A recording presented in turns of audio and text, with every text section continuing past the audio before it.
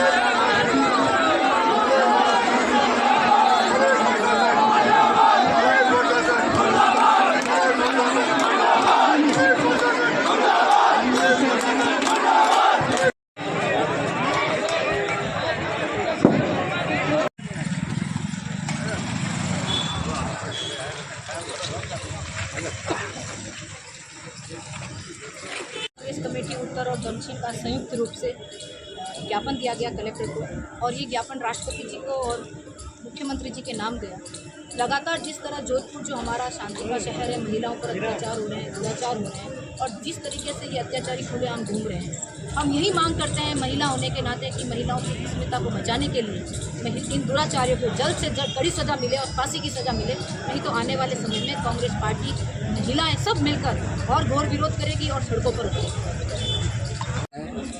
वो पूरा देश चिंतित है और उसी के तहत कांग्रेस पार्टी ने दक्षिण और उत्तर की हमारी जो कमेटी है उन्होंने निर्णय लिया तो ये जो जनता को आह्वान दें और आह्वान देकर और सभी जनता को साथ में लेकर और एक राष्ट्रपति महोदय के नाम एक ज्ञापन दिया गया है और उसमें कहा गया है कि कलकत्ता की चिंता के साथ साथ दूसरे क्षेत्र की भी चिंता की जाए। दूसरी जो घटनाएं हुई है उसकी भी चिंता करके और उसके ऊपर भी आप एक्शन लें और आप निर्देशित करें, उनको डायरेक्शन दें। इस तरह के कानून व्यवस्था की नाम की कोई चीज़ नहीं रही है और आज कोई भी परिवार अपनी बच्चियों को स्कूल भेजते वापस टाइम पे आएगी या नहीं आएगी, क्या होगा, ये सभी लोग चिंतित हैं। इसलिए उस सरकार को जगाने के लिए आज कांग्रेस के कार्यकर्ता तमाम जनता को साथ में लेकर और आज ये धरना प्रदर्शन जिस तरह से जो किया गया है, मैं सभी कार्यकर्ताओं का, सभी जनता का आभार भी प्रकट करता हूँ। और अगर जोधपुर की जनता जो आज एक अपना के नाम से पहचानी जाती है, तो इस तरह के जो हालात बने उसके लिए मैं सभी लोगों की यही राय है कि आइंदा से ऐसी हरकत नहीं हो। तो कलेक्टर महोदय को भी कहा गया है कि आप कानून व्यवस्था के बारे में व्यवस्थित करें और इस तरह से हालात भी बने। प्रदर्शन तमाम जनता के साथ में लेकर हम चाहते हैं कि इस तरीके का प्रदर्शन हमें नहीं करना पड़े भविष्य में। ये जोधपुर की अस्मिता, बहन बेटियों की इज्जत का सवाल है। हम नहीं चाहते कि हमारे यहाँ पर इस तरह के हालात फिर पैदा हों और हम लोग यहाँ पर धरना करने के लिए आए। अब बात रही इस मुद्दे की, डबल इंजन सरकार के दोनों पायलट बहुत ज़्यादा फेल हो गए हैं, ना सरकार चल रही है ना इंजन चल रहे हैं। इसलिए इस कांपती हुई सरकार को हम ये चेतावनी देना चाहते हैं कि अगर आने वाले दिनों में धर्म और जाति देखकर जिस तरीके से मकान तोड़े जा रहे हैं, जिस तरीके से कार्रवाई की जा रही है, उसको बंद करें। निष्पक्ष रूप से सभी के विरुद्ध एक तरीके का कानून अपनाएं और जनता को, महिलाओं को न्याय दें। जोधपुर जो अपनायत का शहर गिना जाता था, उसके अंदर जो पिछले 60 दिनों के अंदर 19 मुकदमे बलात्कार के जो दर्ज हुए, उससे जोधपुर की अपनायत को जो ख़त्म किया गया, इसका प्रमुख कारण ये रहा कि जब मणिपुर आग से जल रहा था तो केंद्र की सरकार और बीजेपी के सारे नेता वहाँ जाने से कतरा रहे थे। अपराधियों में ये बिना भाव का भाव बढ़ गया कि किसी तरह का हमारे ऊपर कोई कानून की बंदिश नहीं होगी।